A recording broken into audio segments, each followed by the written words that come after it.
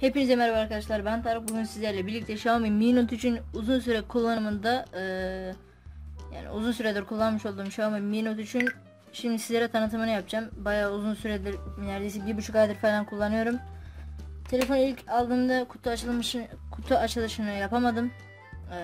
Nedenini ben de bilmiyorum. Şimdi telefon çok hızlı bir parmak izi sensörüne sahip. Görmüş olduğunuz gibi tam bir iPhone temasına sahip. Yani iPhone temasını kendiniz seçiyorsunuz buradan. Şimdi burada temalar diye bir bölüm var. Buradan isterseniz Samsung S9 Plus veya da iPhone X gibi yapabiliyorsunuz. Mesela şu anda iPhone X teması var. iOS 12 teması var. Telefonun şimdi arka tarafını gösterirsem tamamen cam. Yani kendimi görebiliyorum buradan. Hatta el sallıyorum. 2 adet kamerası var. 12+12. Biri 2.4 diyafram, öbürü de 1.3 diyafram aralığında. Ön kamerası 16 megapiksel. Şimdi sizlere bir kameralarını göstereyim. Şimdi ön kamerası görmüş olduğunuz gibi böyle. 16 megapiksel. Ön kamerada portre yok. MIUI 10 sürümünde ön kameraya portre gelecek. Sizlere galeriden çekmiş olduğum portre fotoğraflardan birini göstereyim. Mesela arka portre fotoğrafı böyle. Daha portre dışarıda çekimler için portre fotoğrafı mükemmel çekiyor. Hiçbir kusuru yok. Bazı telefonlarda Huawei Mate 10 Lite, Mate 10 Pro, ya Mate 10 Pro'da yok da Mate 10 Lite'da şöyle kafanızın yan taraflarında bir şey oluyor. Böyle açıklık oluyor. Orayı tam portreleyemiyor. Yani tam şu taraflarda bir yerlerde. Telefon kısaca böyle, yani fazla bir özelliği yok. 6 GB RAM, 64 GB hafızası var telefonun. Hafıza kartı ekleyemiyorsunuz. Çift sim kartlı bir telefon. Telefonun arka tarafı Gorilla Glass 3 ile korunuyor. Ön tarafı ise Gorilla Glass 4 ile korunuyor. Şuradaki tuş varmış gibi gözüküyor. Burası tuş değil arkadaşlar. Burası dokunmatik. Dokunur dokunmaz açıyor. Type-C, Quick şarj. Şurada şarj aleti var. Şuradan göstereyim sizlere. Bir de bunu aldığınızda sizlere bu şekilde geliyor. Çeviricisini de yanında alıyorsunuz. Eğer ithalatçı garantili aldıysanız. 5 volta 3 amper, 9 volta 2 amper, 12 volta 1.5 amper veriyor. Xiaomi'nin orijinal şarj aleti. Bu şarj aleti şu anda AliExpress'e 20 Türk lirası. Yanında bir de böyle bir çevirici veriyorlar. Şöyle kullanılıyor. Şöyle kullanılıyor. Kutu içerisinden kulaklık çıkmıyor. Bir adet Type-C'den 3.5 mm'lik jaka çevirecek bir aparat çıkıyor. Onun haricinde telefon stereo hoparlör var. Xiaomi Mi Note 3 içerisinden bir adet kılıf çıkıyor. İğnesiyle birlikte. Kılıfı gayet hoş, kauçuk. Bir yere yapıştığı zaman kolay kolay düşmüyor. Bence kılıfı gayet iyi, kullanışlı. Stereo hoparlör var demiş olduğum gibi. Ön ahizeden ve alttaki şuradaki hoparlörden sizlere ses veriyor.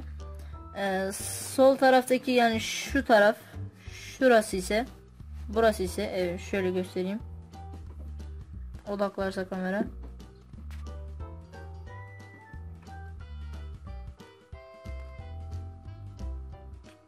Odaklamıyor.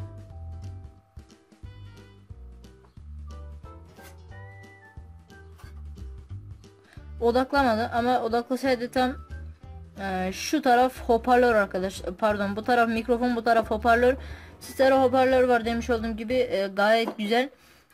Burada milyonlarca tema var burada. İstediğiniz temayı yapabiliyorsunuz. Ben burada iOS teması yaptım. İsterseniz burada mesela popüler olan bunlardan varmış. İsterseniz bu temayı da kullanabilirsiniz. Tabi bu size kalmış bir şey. Telefonun hemen hakkında kısmına gireyim. Bu arada telefon kutunun arka tarafında yazıyor. Snapdragon 660 kullanıyor arkadaşlar. Gorilla Glass 4 ön cam. Arka camda Gorilla Glass 3 demiş olduğum gibi. Telefonun kendi MIUI sürümü var. iPhone'ların olduğu gibi. iPhone'larda iOS, Xiaomi'lerde MIUI 9, MIUI 10 MIUI 9.5 gibi. Buradan MIUI Form var. Bu MIUI Form'dan işte Xiaomi'nin çıkartmış olduğu teknolojiyi görebiliyorsunuz. Mesela şu anda Xiaomi Mi 8 Explorer çıktı. Ben bu telefonu yaklaşık bir ay önce aldım. 1,5 ayda denebilir. Şimdi hemen telefonun hakkında kısmına geçeceğim. Telefon zaten ayarlarda ilk başta telefon hakkında geliyor. Cihaz adı Mi telefon. Model numarası Mi Note 3. Android sürümü 7.1.1. İnşallah 8 oraya güncellemesi de gelecek 2 ay sonra. MIUI Global 9.5 MIUI sürümü. Temmuz'un sonlarına doğru da MIUI 10 sürümü gelecek. 8 çekirdek, 2.2 GHz, 6 GB RAM, 64 GB hafıza. Şimdi arkadaşlar fazla uzun uzadıya çekmeyeceğim. Zaten ilerleyen zamanlarda bunun daha da özelliklerini MIUI 10 sürümü geldiğinde bir daha çekmeyi düşünüyorum. Ekran ve bildirim çubukları falan yani şu anda zaten son kullanma tuşuna tıkladığınız vakit sizlere burada kaç GB RAM kaç GB'ı boş olduğunu gösteriyor. Şu anda 6 GB RAM'in 4 GB RAM'i boş olarak gösteriyor.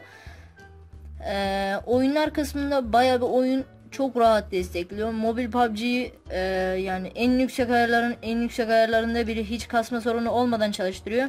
Snapdragon 660 ile yani bayağı iyi sonuçlar veriyor. Samsung J7 Prime, C7, A7, A8 onlarda parmak izini çok yavaş okuyor ama Xiaomi bu konuda bayağı gelişmiş. Bakın sizlere şöyle göstereceğim. Direkt açıyor. Az önce parmağımın tam okumayan kısmına geldi.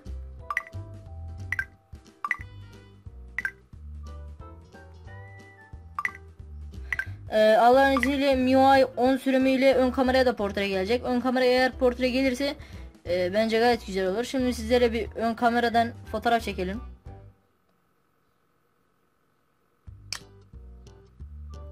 Görmüş olduğunuz gibi bayağı iyi, bayağı kaliteli çekiyor. Yüz güzelleştirmesi falan var. Ağır çekim videoları da gayet güzel yapıyor. Demiş olduğum gibi telefonda sadece yani bu özellikler var.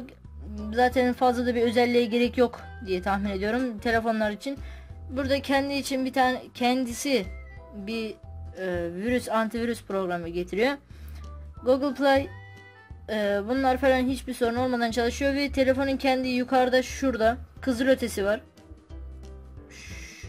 Odaklarsa şurada bir adet kızıl ötesi var. Buradan televizyonu falan kontrol edebiliyorsunuz. Telefonda zaten fazla bir şeyler yok. Bu kadar. Telefonun yeni bu arada kendinden bir ekran kaydetmesi var. Kaydetme programı var. Telefonun diğer videoları gelecek yakında. MIUI 10 sürümüyle birlikte. Neyse diğer videolarımda görüşmek üzere.